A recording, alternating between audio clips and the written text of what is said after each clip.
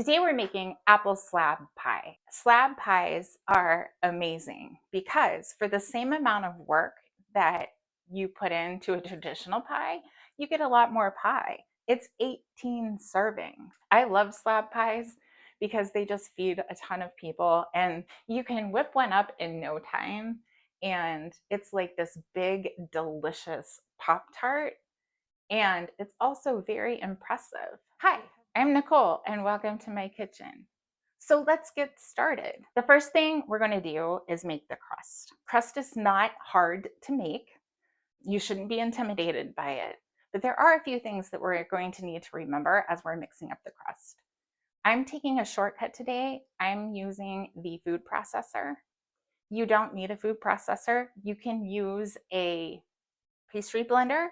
You can use your fingers. We don't need fancy equipment. It's just the food processor does this really quickly.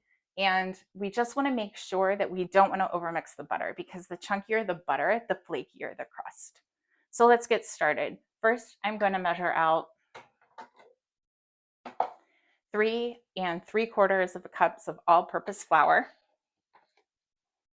And when you're measuring flour, if you're not using a scale, as I'm not using a scale, we want to scoop the flour. That way we don't add too much flour to the recipe. And then you level this off. Okay. And there's 3. Okay, so very simple.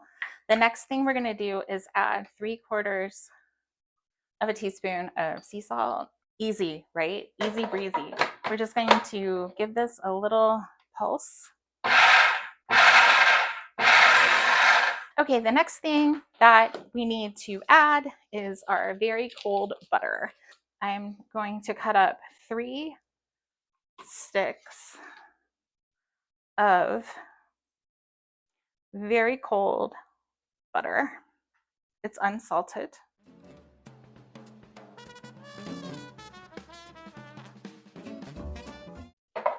And let's get this on.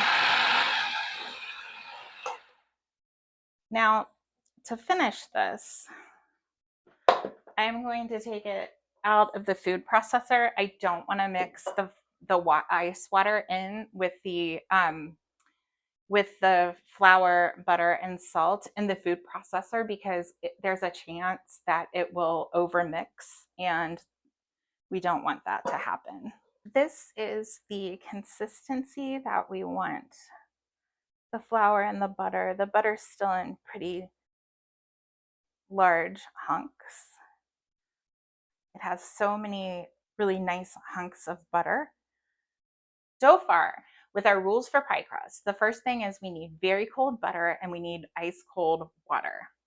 The second thing is we don't want to overmix the flour, salt, and butter. You want to incorporate the butter into the flour and salt, but you don't want to overwork it because it will, we want a flaky crust. The third rule is that we need to add the water a little at a time.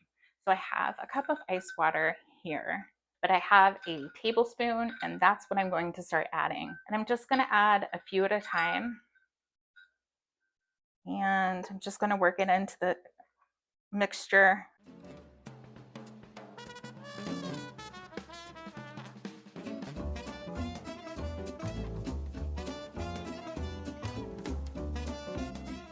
This is looking really good. We want it to come together and it'll feel a little dry. We don't want this sticky. This should not be a sticky dough. Press it together and it feels dry, and that's what we want.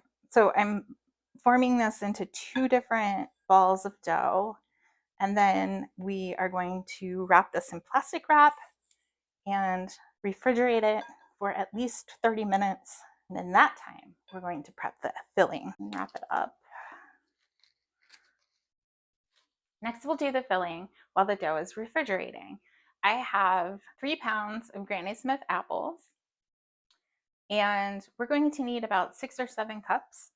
And what I'm going to do is I'm just going to go through here and peel these, core them, and dice them really quickly. We need these in about 1/2 inch dice.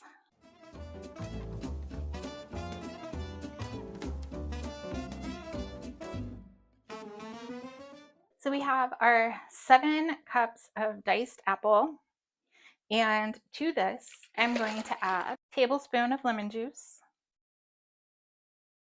a half a cup of brown sugar, a teaspoon of ground cinnamon, a half a teaspoon of ground nutmeg. My allspice is all messed up. I couldn't get the lid off, and so I had to just poke holes. So looks like a quarter of a teaspoon.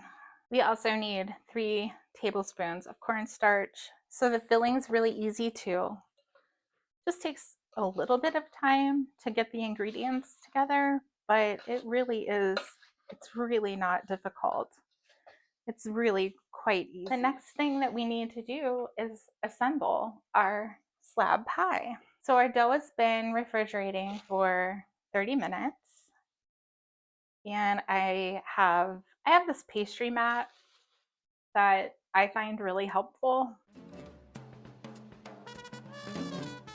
And I always put a little pile of flour over on my mat so I can use it as I'm rolling. We've got this rolled out, and carefully pick this up and put it into this pan on our cookie sheet or baking sheet. As you can see, this doesn't need to be perfect. It will still be delicious. I'm going to put the filling in.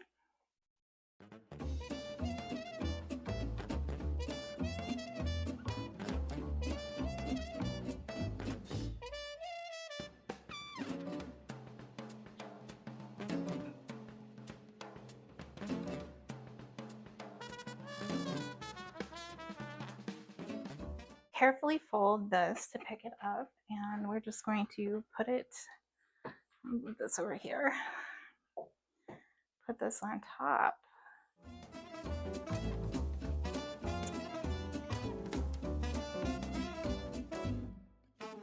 And then I'm just gonna pinch these ends together.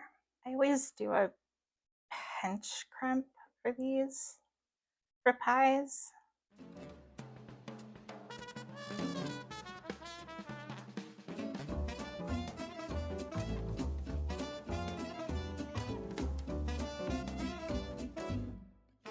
Okay, the next thing I'm going to do is just make some slits in the dough for venting. Now I have a little bit of heavy cream, and I am just going to brush this on the top, and this will give us a nice shine to our pastry. Let me know in the comments your favorite pie for Thanksgiving. We're a mix in our house of apple, pumpkin, and occasionally pecan. It depends on who gets their requests in first.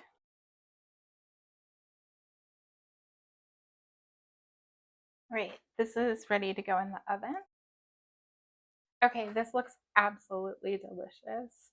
It's perfectly golden, and I cut a piece. It's got a really flaky crust, and the bottom crust is also really crisp, which is great. This is really good. You can really taste the sweet tart apple, and the crust melts in your mouth. It's a phenomenal dessert and worth the extra effort. And if you like this recipe, don't forget to like and subscribe. See you next time.